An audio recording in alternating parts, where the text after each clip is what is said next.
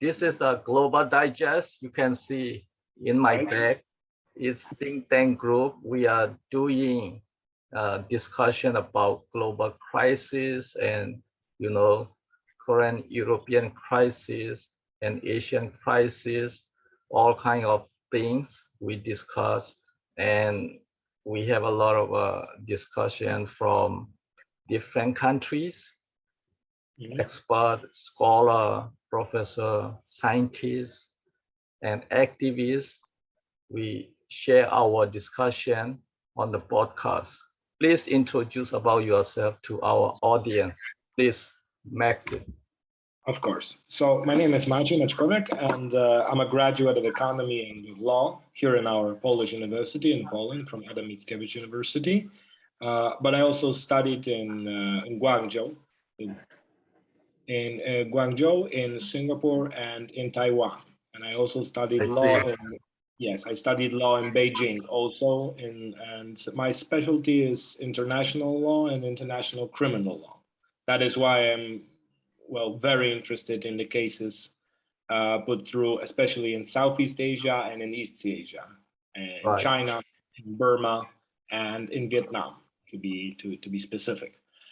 Regarding these things, regarding the situation here in our country, we try to advocate and we try to help as well as we can the Ukrainian refugees, help them with the paperwork, with filing for certain possibilities of obtaining funds from the state, because obviously these people lost their livelihood in most cases, and they are in a very, very bad situation. Poland has nothing to be ashamed of, to be honest, because we took over 2.5 million refugees in a very short time, and although these people are culturally relatively similar to us, although they are Orthodox and we are mostly Catholic Christians, and they speak Ukrainian, which is, it's understandable to a certain extent, but not all of it. We do our best to have them fit into our society. It's a very similar situation like in Burma, right? The Bangladeshi people took in the refugees, the Rohingya Muslims, and there are certain problems and there are certain discrepancies, but they do their best as far as I know, and obviously Bangladesh has smaller possibilities in terms of finances, because it's a very nowadays it's not just a Rohingya issue. I've been talking with a Bangladesh scholar yesterday, and nowadays in Burma, it is nationwide. Across the country, it was a conflict, civil war, and military oppress all kind of civilian. Either you are democratic supporter, or you are protester, or any even innocent, even underage military oppress whoever they saw in front of them or who are walking on the street. If they don't like, they just oppress them and they beat them. They shoot them, they kill. So that is the whole nation crisis in Burma, and every neighbor country in Thailand, in India, Bangladesh, they have burdens to dealing with a Burmese refugee, because the civilians, they run away from the military oppression inside Burma. So that is a wider crisis. You just maybe aware about Rohingya crisis, maybe you know more, but now I want to say it is wider. All kind of ethnic groups were oppressed. Even in the middle of the country, the main majority, Burman, they are also oppressed. Even they are the same ethnic group with the military regime. So this is the whole wide crisis. Everybody, this is the case. Obviously, everybody is in Burma Over 50 million people are oppressed. Everybody who's not the military, right, has to pay special attention to what they say and what they do, especially in light of the changes to the criminal code, right? In February 2021, the junta changed the criminal code and they put it into the newspapers, and we'll talk about that hopefully. But now the criminal code carries prison terms of up to 20 years. Sabotage, right? Sabotage or any obstruction of defense services or law enforcement. Because you are a lawyer, you know about legal system. I'm not expert on law. So maybe how can we can balance the sovereignty, the nation's sovereignty and the legal system? Because now the military, they want to claim they are sovereign country. They control. In fact, they could not able to, govern the whole country, every district and every state. They are not able to control completely, and they could not administrate many cities, but they want to claim they are sovereign government. It is many countries they don't recognize, but in spite of the conflict situation, the military go ahead with their own way of legal system.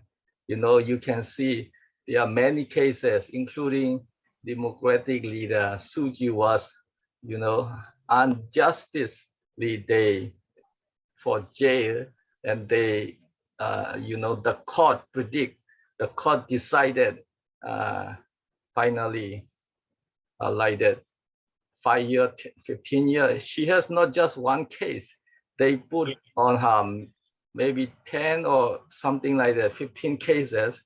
So each case can be, take at least 5 or 15-year jail. So if you combine all of them, over hundreds she has to pay. It can be because military will do that, and the court, the judge will decide that as military wanted. So how is a legal system, justice system, it was corrupted, or it was, it's not properly working, I guess. Obviously, there are a few things. First of all, Aung San Suu Kyi, these charges that you speak of are mostly corruption charges, right? Obviously, which is very, very hypocritical, especially from, for example, from Min Aung Hlaing, who has everybody in Burma, as far as I know, and everybody in Southeast Asia know how wealthy his family is, and that certain steps are made to protect his family interest inside of Burma. That's number one. Number two, not only Aung San Suu Kyi, but a lot of other faces of the opposition have been jailed, right? Right. And when talking about the breaches and the problems that are faced by Burma, but by Burma as a state, by the people, first we have to take under consideration that the National League. First, we have to start with this. The National League of Democracy won the elections in 2020. That's absolutely logical. Everybody knows that. And they won by a landslide, right? But the Union Solidarity and Development Party accused them, obviously, of fraud. And the whole coup has been, started with, the military says that this was because there has been electoral irregularities, right? There has been fraud. Fraud. The case is, I've been telling other scholars from other countries about on the coup day, the military just arrested, they are not a kind of the president should be a kind of, they should, if they found any guilty, they should advance, they can claim, president has something, corruption or something in that way fast they can process in the justice system, but they are not doing that process. And they, by force, on the first day of February in 2021, they just first go and arrested all these who are in the power, who are in the government. Their term is not yet finished legally. They are the rightful president and the government, and they arrested them first, and then they accuse their case later on after several months. So how it's in terms of legal system, it is maybe beyond legal system, I guess. It is just more about politicizing and dictatorship way. How it is abused a legal system. Well, the Tatmadaw, first of all, if they had some pretenses and if they wanted to say, listen, we have been robbed of our elections, right? And there are election irregularities. As far as I know, the USDP candidates, they filed only 174 cases of electoral irregularities, which is not that much. If we look at Southeast Asia as a whole, that's a very small amount, right? And now they obviously they overthrow the government, because this is what it is, right? It's an overthrowing of the government, but they fail to, I don't know, they fail to explain to the people. First of all, the UEC, the Union Election Commission in Burma, is the only institution that has the authority to decide on electoral disputes. It's the only institution in Burma who can do that, according to the constitution of Myanmar, right? Its decision on this matters are final and conclusive. Therefore, the Union Parliament does not have the constitutional authority even to decide on electoral fraud. Yeah, according to Burmese constitution.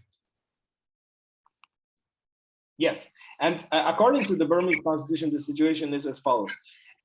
There are articles, I haven't printed it out. There are articles 417 of the Constitution, and they say that the 2008 Constitution, that yes, that an emergency, right? That an emergency is an extraordinary situation, and it poses a great threat to the country, right? And I fail to understand, and also the government failed to the government failed to explain how these 174 electoral irregularities pose a great threat to democracy in Burma and the whole existence of the country. It's absolutely preposterous, right? These are absolutely preposterous claims, and the junta cannot uphold them in any way, right? They obviously are accountable.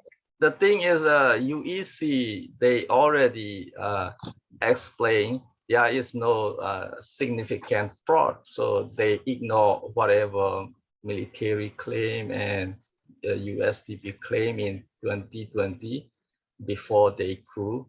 And also the constitution, existing constitution, although it's not absolutely not democratic standard of constitution itself, but even within that constitution, the military only can take emergency power with the consultation, with the permission of the president, and significant threat to the country from such as external threat.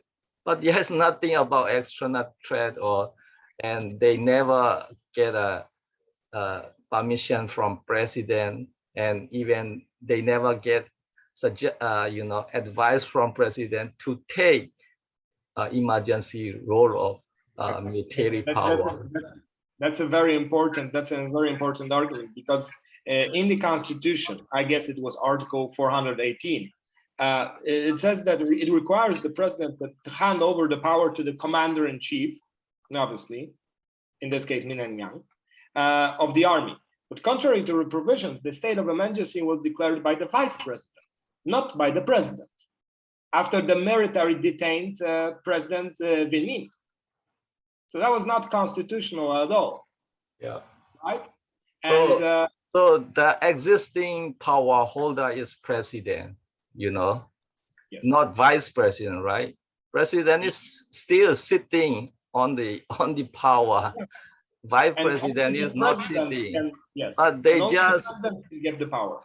they just intentionally they are avoiding to confront with president because they are guilty, so they are not willing to talk with the president. So vice president has nothing role in that case, only president. President is not sick or not traveling or not any exception, but they are intentionally they are doing excuse something like that, right?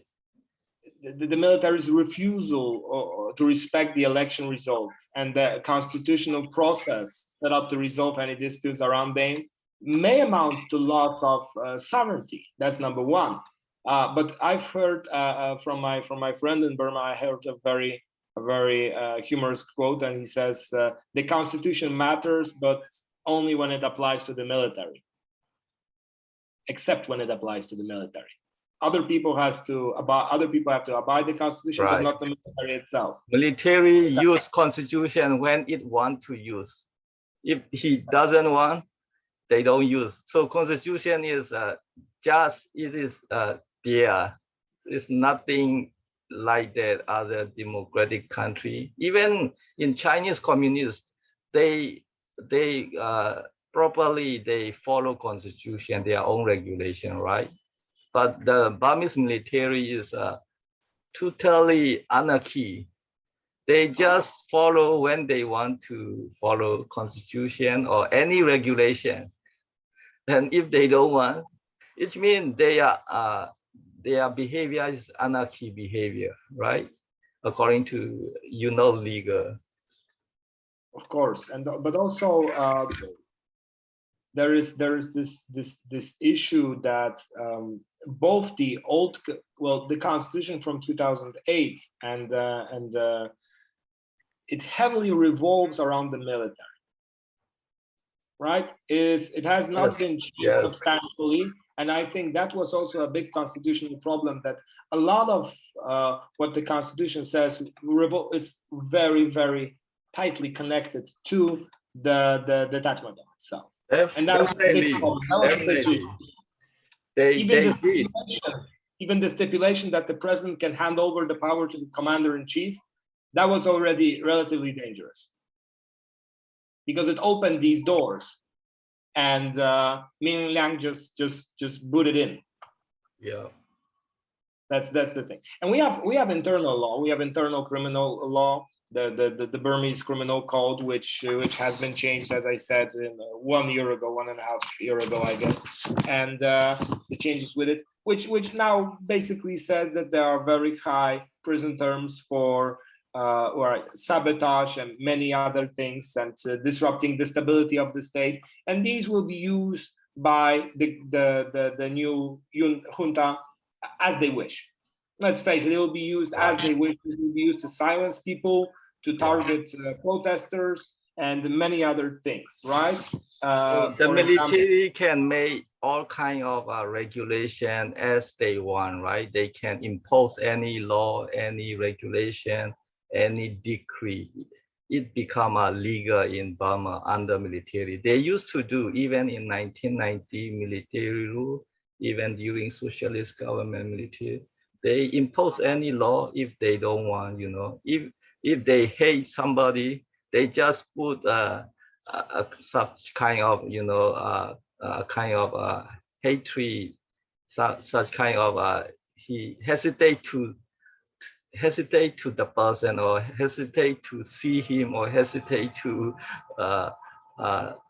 meet him, such kind of law, then they can arrest in Burma. So now we found the Burmese military is totally out of legal system. They are not really respect any law, even in their own created constitution. So in this kind of situation, when the country is out of legal system, and uh, any institution, military institution, if they don't follow any domestic legal system as well as domestic constitution, how there any other alternative legal we can deal with this kind of problem, this kind of crisis? There's also there. This is a very hard question because there would have to be a will to change first of all from the inside, because we can take two factors under consideration: the internal and the external. The most well the internal argument I don't think will work, because since it's unconstitutional seize of power, the military regime continued to change, to levy charges against and impose sentences on civilian authorities, political leaders, and everybody who have condemned and opposed the military coup. Right, these are the trials, the sham trials conducted by the judicial bodies on Aung San Suu Kyi, for example. Right, this is a great example. This is a fantastic example of that. Right, we have 12 charges, 116 years worth of that carry sentences of 116 years. Right, so it's very hard to imagine that the change can come from within. There are two institutions. It's difficult, very difficult. There are two actors that could change this. The first actor would be ASEAN, right? Association of Southeast Asian Nations, which Burma is a part of, right, for a very long time. And the second one is China. It's the second actor that could change through economic interest, so to speak, right? And first, in terms of ASEAN and the actions of ASEAN, we do not see any type of strong right action in this particular case, right? Especially from countries, right? Because, well, one has to remember that Burma itself has signed the charter of the Association of Southeast Asian Nations. And it says very clearly, there I even have it here, it has to adhere to the principles of democracy, the rule of law, and good governance. And none of these are in place currently.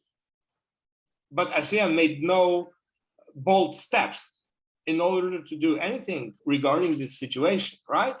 They tried to appease the regime, as far as I see. Like 1.5 years ago, there were some movements there.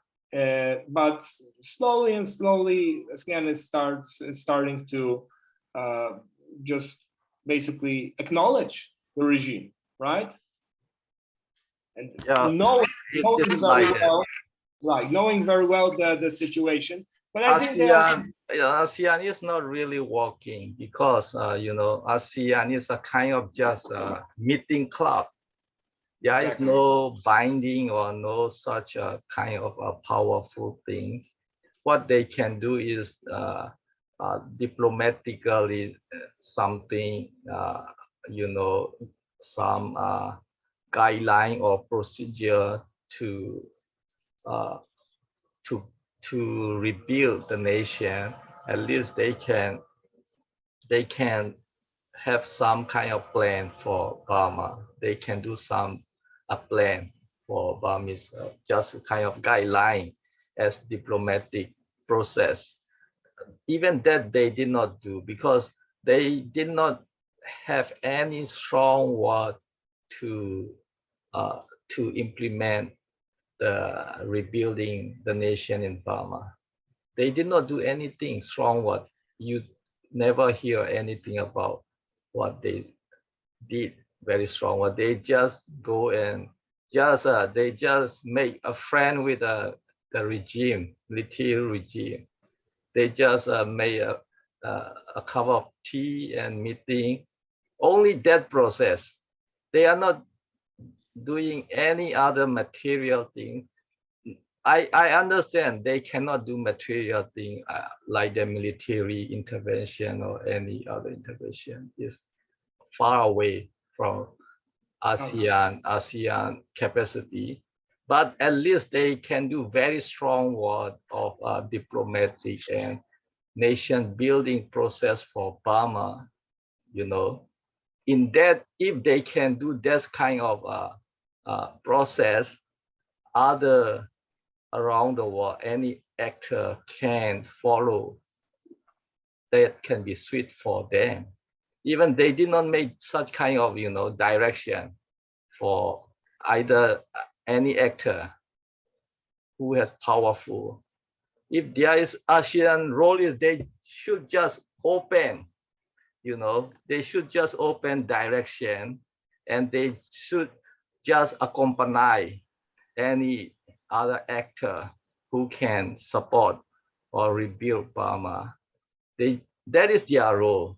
But if they don't show the direction, if they don't accompany for nation building, nobody want to touch about Burmese issue. That is like that. And China, you said, China can do, but China itself is communist dictatorship country. So I understand they were not much willing to criticize their fellow dictator, military dictator, because if they do something, something from similar to their system, their own Chinese people will raise question why, if their Burmese people can do democracy, they can vote, the people can vote and they can select their own leader. Why not China? Chinese people can select their own people. So I've been talking with a Chinese professor and, you know, Chinese activists. They have some such kind of thing. They don't like democracy, the terminology in China. So it is out of discussion about those stuff, democracy, human rights thing. They don't like it. So we have to talk with the European friends and American friends and other democratic friends. I mean, only with those democratic countries, if we are gathering and if we make strong something, if we are strong desire, if we have strong support, there is a way to do, you know, there is a way to do, but there are no sufficient support from any democratic country. In spite, ASEAN is not clear, they did not show clear signal to the international world. ASEAN duty is to show clear signal, come here and let's solve this problem and let's do it together. They have to show that signal, but ASEAN did not did. Even they show red signal, not green signal, you know. ASEAN show red signal, so all other cannot, and they don't want to touch about Burmese issue. That is an awkward position at the moment. It is an awkward position. First of all, even during the protests, the Burmese protests, sometimes we see that they take the ASEAN flag and they burn it, or they step on it because they know that well, they see no hope in any advocacy made by ASEAN. That's number one. In terms of China, for China, I think it's business as usual. The Chinese foreign minister a few months ago, Wang Yi, told that they always place Myanmar in an important position, right, in its neighborhood policy, and they'll be they have the Myanmar has the China's support no matter how the situation changes, right? Basically, due to the fact that there are economic and strategic, there's a lot of strategic interest in the country that center around China, right? And there are a lot of Chinese investments inside of Myanmar. And the strange thing, well, it's not strange per se, but the interesting issue is that the Chinese, the Chinese government has tried to have good connections with Aung San Suu Kyi's government while it lasted. They did their best. Well, their best. They tried to secure their interest in Burma, and without opposing strongly to Aung San Suu Kyi rule. That's number one. But now that they have as we said, they have the junta, it's a different ballgame. And China will, as I said, China will do it as they always do it. They will do it in terms of business relations, right? If the junta can secure their business, then they will talk to them. And as we see, they are already inviting them to the table, so to speak. In terms of diplomatic point of view, the international political point of view, the Chinese given Aung San Suu Kyi mixed signal. They seem they are willing to cooperate with Aung San Suu Kyi during she was in power. Aung San Suu Kyi also, given a room for China, even though she is liberal democratic minded person. She even not jump into liberal democratic with Western country. Our position is she gave a chance, a room for China to make a diplomatic and a good cooperation between two countries. So China, in that way, they seem China willing to cooperate. And after election success and something, there is a rumor about military coup. China is not clear signal to Aung San Suu Kyi. They given a wrong, missed signal to Aung San Suu Kyi. They seem like Chinese foreign minister visited to Burma and they met Aung San Suu Kyi. They seem they are cooperating with elected government, but while he met with military chief again, it is not his duty, and it means later the reality is China show his true color. They later cooperate with military again. That is Chinese mistake, that made trouble Burmese politics. They given missed signal. If we look at Southeast Asia as a whole, we can see that there are very strong anti-Chinese sentiments in Burma, in Vietnam, in Indonesia. We have very strong anti-Chinese sentiments, right? And these stem from many things. The role of the Chinese minority in business, the fact that the Chinese government always supports the Chinese businessmen inside of Southeast Asia. And these situations always ended very badly for the Chinese minorities in Southeast Asia, right? Like, for example, in Indonesia in the 60s. Maybe it ended very, very poorly for the local Chinese. But that may be the other issue. It may be a minority or multicultural issue. I guess that I'm not want to blame either China or Chinese minority, but other South Asian people may feel why, if they live in South Asia, why they behave like the Chinese communists. They can see like that, in that perspective, it can be misunderstanding. I guess, yeah, not big issue. It's just some misunderstanding. It can be it's just social issue, not just a big other issue. Because South Asian people want either Chinese or American or any Africa or European. If they live in South Asia, they have to, not just a traveling resident. If you stay as a local people forever, so you have to behave with like South Asia, not like Chinese communists or not like European. That they will see like that. That is social issue. Not more than that. Not more than other things. I think so that we can deal is easily. That is not not like major conflict between ideology, like liberal democracy and communist ideology. It's not like that, or not like armed conflict, like nuclear arm or like Russia, Ukraine crisis. It's not like that.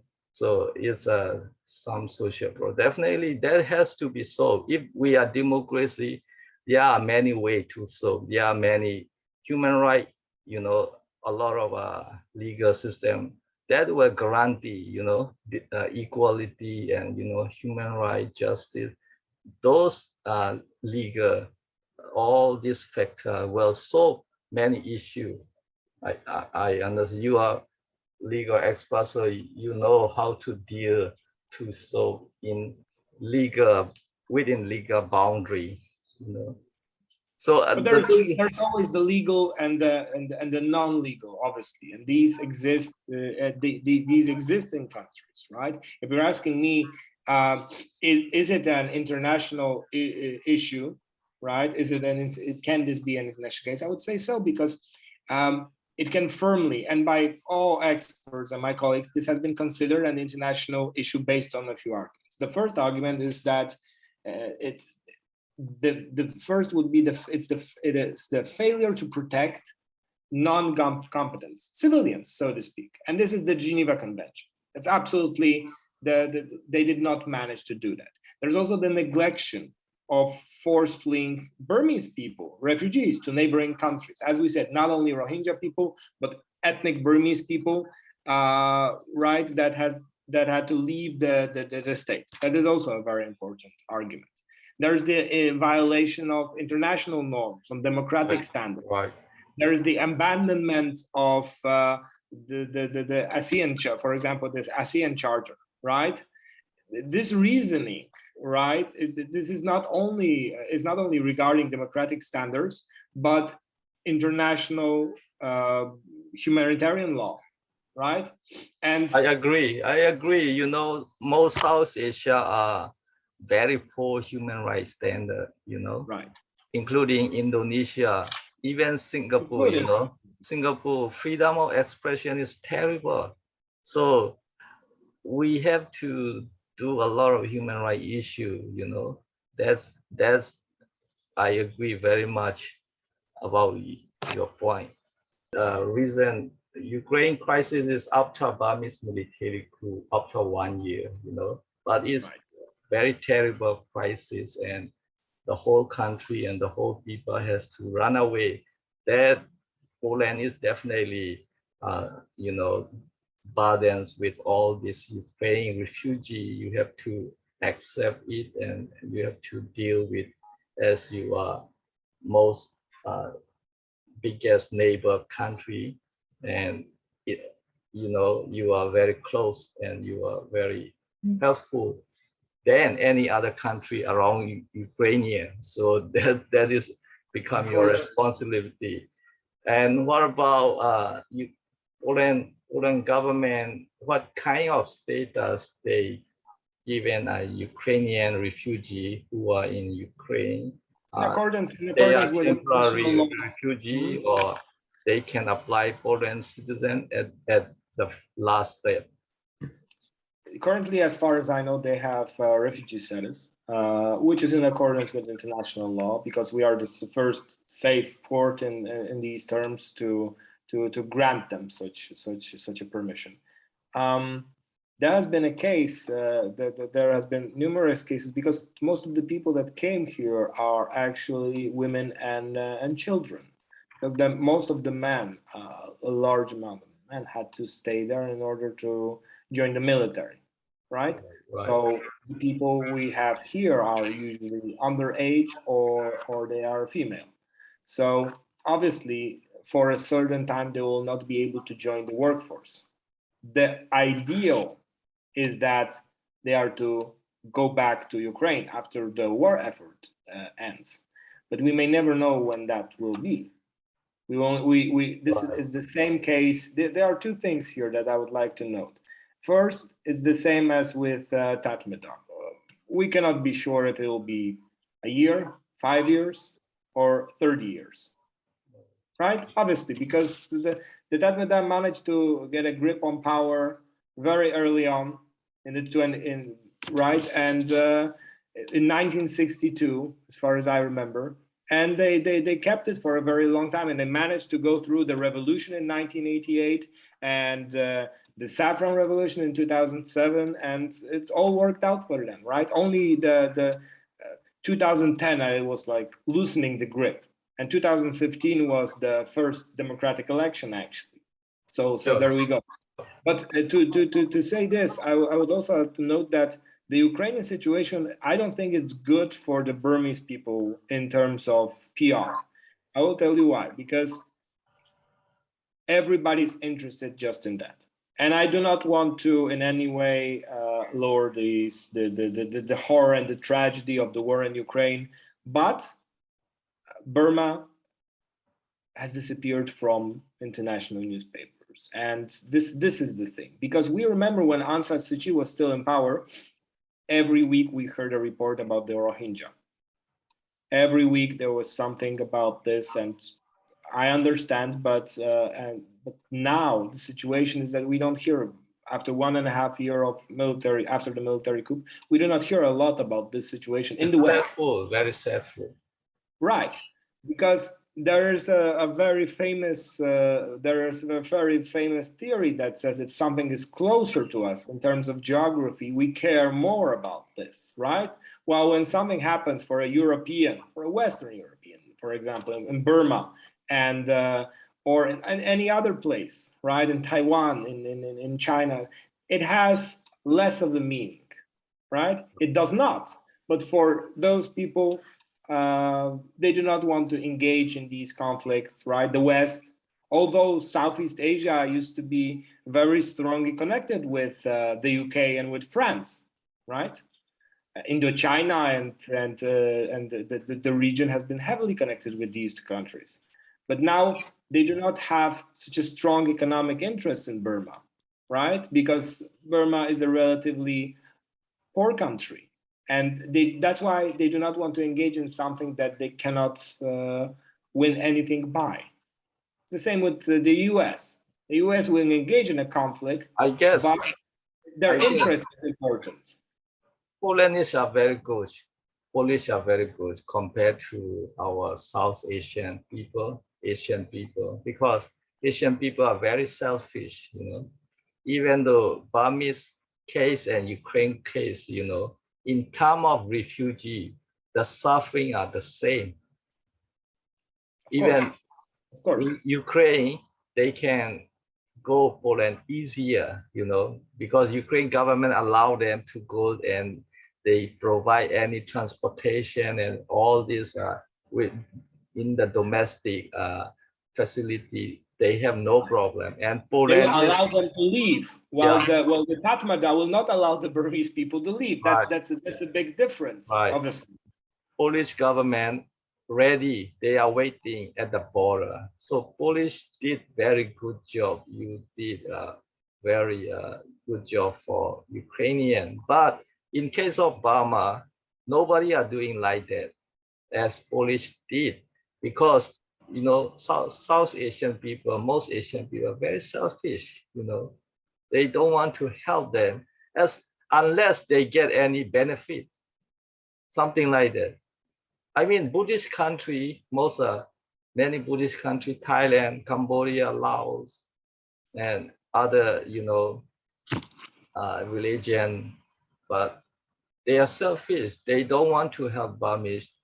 I mean, in spite of they have difficult to run away from their own home to the border, you know, how much is difficult?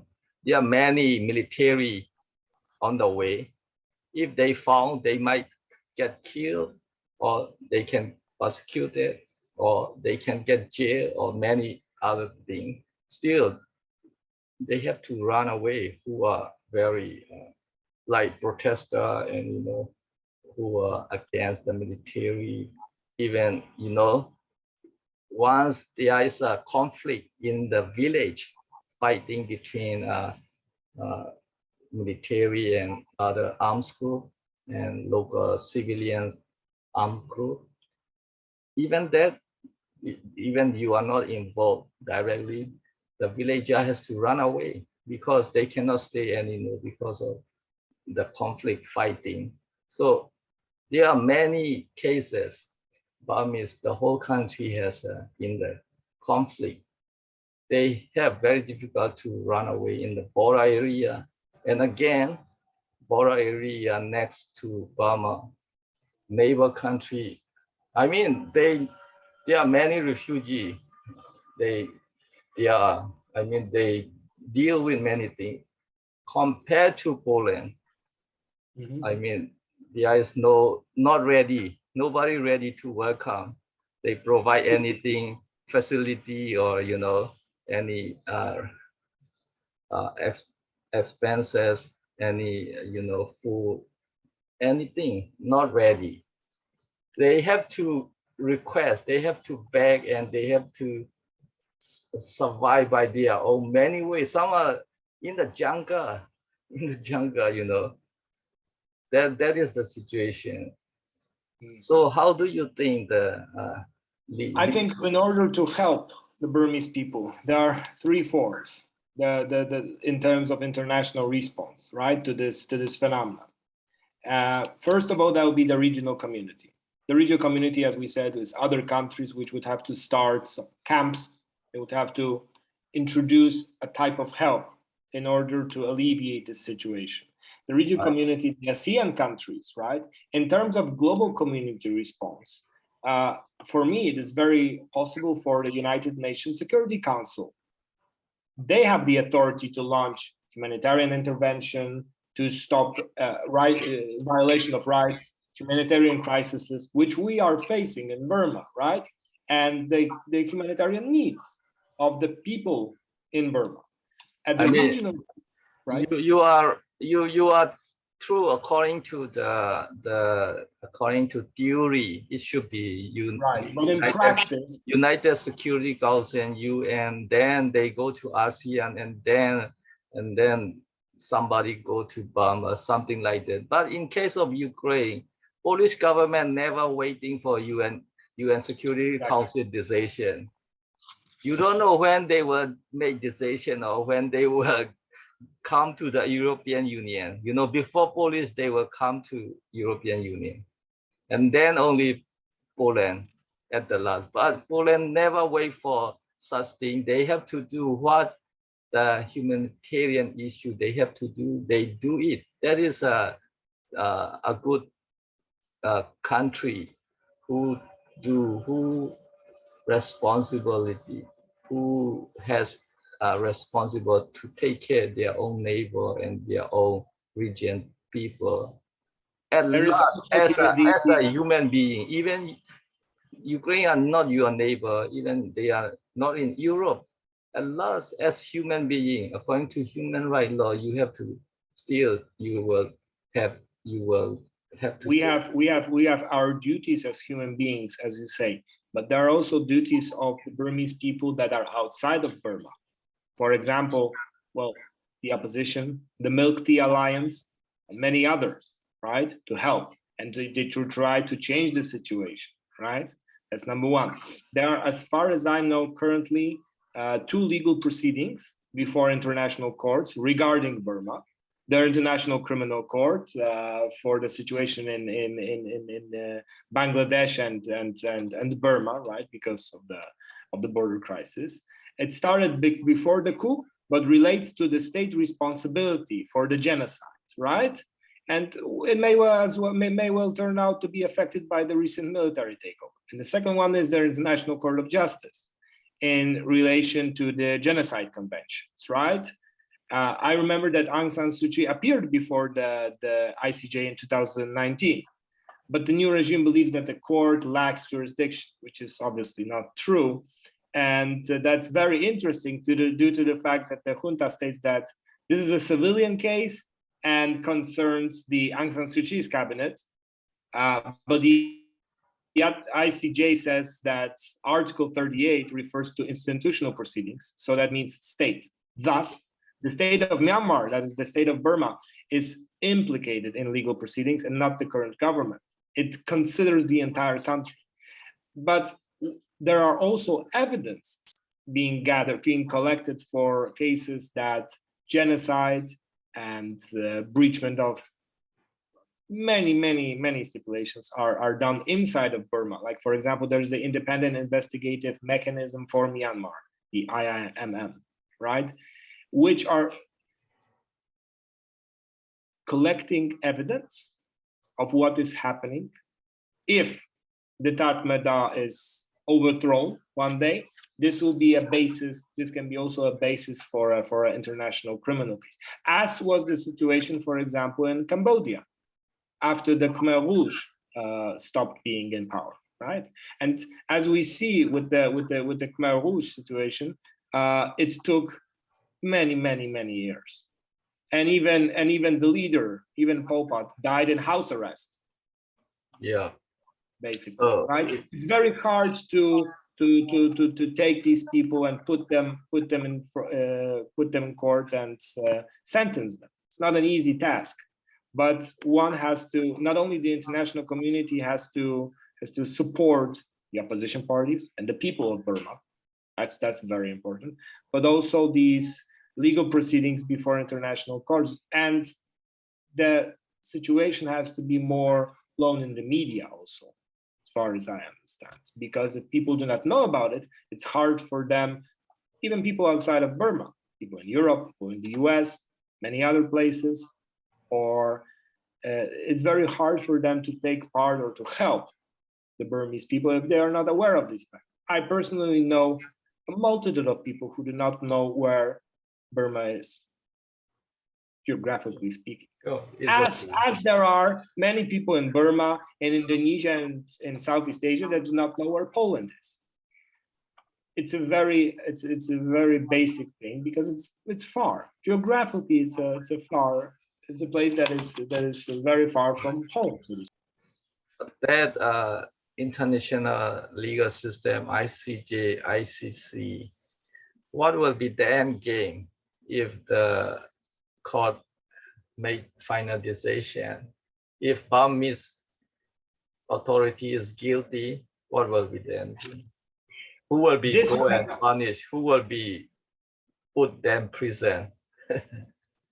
Put in prison is a very broad term, but people individual may face charges, right? Individuals that are in charge of the state.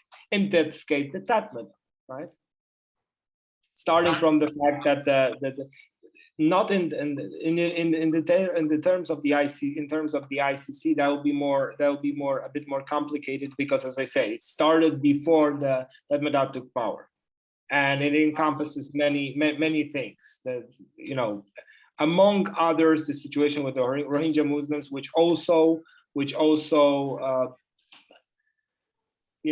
a shadow on Aung San Suu Kyi's cabinet, right? Because obviously, and I don't want to be a critic here, but I will say this: she wanted to appease the military in a way, because she had to work with them. It's absolutely logical. The fact that she took over power does not mean that the military just disappeared. They did not disappear into thin air, right? They were a force, a very strong force, and they had to be reckoned with. That's absolutely logical. And I hear a lot of people saying, oh, but Aung San Suu Kyi, what she did during her term, as in terms of human rights. I said, yes, but also politics and running a state has to be understood as making friends, so to speak, appeasing other people. In Burma, you have so many independency groups. You have the Sham people, you have the Rohingya people, and many other groups, right? And you have the military, the Tatmadaw. You have many other organizations, and you have to appease them in a way. You cannot make enemies everywhere you go. Yes, I agree. We also have a mistake. Aung San Suu Kyi definitely mistake. Her party NLD is many mistake, and now the exile opposition government also many mistake. They are very lack of policy, and they fail to do many things, unnecessary many consequences of failure because of the leadership problem, and lack of intellectual, lack of think tank groups that cause many failure. I agree that, because even now political, they should know very well about political, international politics, geopolitics, and political economy. So far, even opposition right now who are against military, who want to be leader of the government, NUG government or something like that, but they don't have sufficient knowledge. They cannot make policy something, and they don't want to invite neither who are intellectual. That is big problem. So the journey we cannot go as we expected, because some people want such kind of position, there is nothing to, interesting position when you are fighting against military regime, and when you are doing revolutionary against their own people. You never consider about position. We have to only consider how to defeat the military regime and how to rebuild the country. It's about nation building. We should know how to do nation building in Burma. That's big problem. That's why I've been, sharing our think tank, our policy with many scholars and many experts around the world together, how to do nation building and how to solve the Burmese crisis with a very, intellectually, with a very scientifically. We cannot go by, Ethiopianism, idealism. We cannot do like that. Because a lot of NLD and current opposition group, many of them are Ethiopianism and idealism, and many are left wing. If you watch my previous video podcast, we've been analysis all this political issue, ideology issue, because we need right now is left right-wing liberal democracy scholar, expert who can bring that liberal democracy in the country in line with international liberal democracy, European democracy, American democracy. I think in the West, a lot of international standard, right. international human rights. They fail to understand that democracy in Asia, in East Asia and Southeast Asia, has different characteristics than democracy in the West.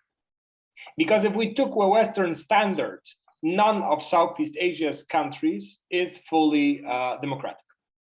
Of course, I mean, or you name it, it's Singapore or Burma or Vietnam. I'm not even talking about Vietnam or Indonesia. None of them is democratic in terms of like we would define it in the West. But there is something that I've read many years ago that said that it is a democracy with Asian characteristics.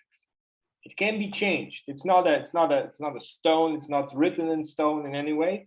It can be flexible, but there are some basic rules that we have to abide.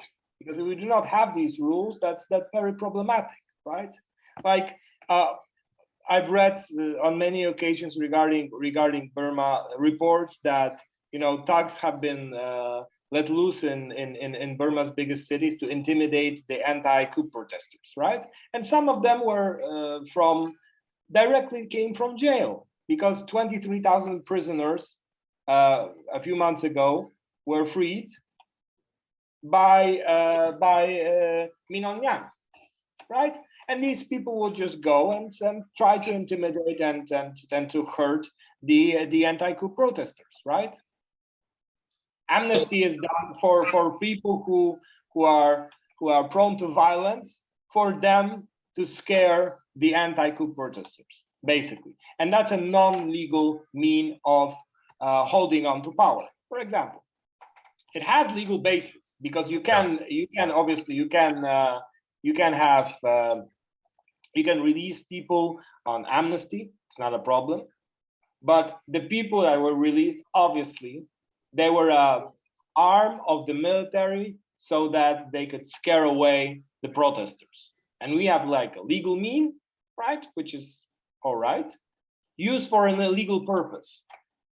And that's also a very, you know, it's a shrewd move, but in some cases it works. It's the same as the regulations that have been put on social media, because obviously the younger generation uses social media to criticize the government, the current government. Of course, democracy in Asia is imperfect, definitely. But even though we are not imperfect, there should be process, you know, like that. At least you know, Taiwan, Japan, South Korea, they are processing at least to the liberal democracy, even though they are not yet reached liberal democracy. So there are different kind of democracy in the world. If you are really emphasize on a good democracy, there is only everything. If you want a good, there is only one democracy. Even European, some say it is different. No, it's not different. Maybe they are, some are you know, European American also, some you know, they are not perfect, you know. There are also many things they are not doing according to democracy, but they are the best so far compared to Africa and Asian democracy. So it means any democracy not perfect, but they are so far, they are doing maximum democracy. So in Asia also we are going, and Burmese case is very complicated. That's why my point is, number one is about direction, you know, direction, liberal direction, liberal democracy direction. Whether implementation or not implementation is the other issue. We are still not clear direction. Even though, as you point out clearly, Suu Kyi Party, NLD, and many opposition group, even they say democracy, but they don't have clear liberal democracy direction. They just do it whatever they think or whatever they see, but it is not according to a liberal democracy, according to scientific way. That is my point. We have to do it if we want to be a leader. We have to bring the people into the correct direction, correct liberal democracy in order to reach our goal properly. Otherwise, we've been doing many times, like, you know, 88 leader, they are protesting without any goal and without any achievement in 1988. And again, in 2007 protest, without achieving anything. Just protesting is nothing. It's making trouble to the people. You have to clear idea, clear liberal democracy to bring the people to build the nation perfectly. Without clear idea, if you don't have clear liberal democracy for nation building, you better quit. It's nothing to do with democracy, and it's not helpful for the people. And now again, 2021 protest without any clear image, clear picture. You will fail again like in the past. So that's why my group, our think tank group, is to let them digest what is liberal democracy and to share international experience and let the Burmese see, and we have to go the correct direction to build liberal democracy. Otherwise, American, European, and other democratic countries will not interest to support Burmese without the norm and standard is a correct direction. You know, we are in the we are in the, you know, dilemma. It will be happen. So now we are doing this thing. And by the way, Maxine, as you are or European member, how do you think I'm not one to ask Poland government how to support Burmese refugee, but at least European perspective, because you have to deal many things with Ukrainian, Ukrainian refugee. So European uh, has, and how they are helping humanitarian aid and refugee for Burma. Do you have any idea? Well, there is the European Union reiterates strong support for finding a peaceful solution, obviously, to the crisis. I have heard that EU has allocated 65 million for aid in Burma, of which I think 25 around that has been provided in 2021. The issue is also that the junta tends to I'll be frank here, they tend to steal these funds. Yeah. Because the funds have to be paid somewhere, obviously, right? They have to allocate the funds somewhere, and when they allocate the funds, the junta basically, well, it just takes the money. That's a big issue, that there are the European Union cannot use unofficial ways of supporting a country. They can only use the official ways, which is the money go to the military government. Right. But on February 2020 or 21, that the EU imposed, I think it's the fourth round of sanctions on the junta, right? The Brussels sanctions the country oil and gas, the Myanmar oil and gas enterprise, right? Which has been a huge revenue earner for the junta, right? This is a big step from Brussels, right? Now, I've heard an interview with Mr. Lin Tan, right? Who is a representative of the National Unity Government in the Czech Republic, and I don't know them. He has stated that he was very concerned about the war in Ukraine, not only on humanitarian grounds, but also on the grounds that it'll distract Europeans' attention from the situation that you have in Burma, right? And that's a very, as I said, that's a very problematic issue, right? We should not forget the people of Burma, because they are facing violence day by day. And currently what the European Parliament can do is they can pass resolutions and they can block certain companies from operating on the European EU market, and they have to reaffirm their position. And that's what we can do, because we cannot lose sight of this awful situation that we are facing, right? European is very clear in terms of their position. They, not like ASEAN. They clearly said, they clearly claim they will absolutely support for democracy and human rights. That is a clear, the European decision. And I mean, in terms of norm and standard, in terms of guideline, European position is very clear, and they did very good job.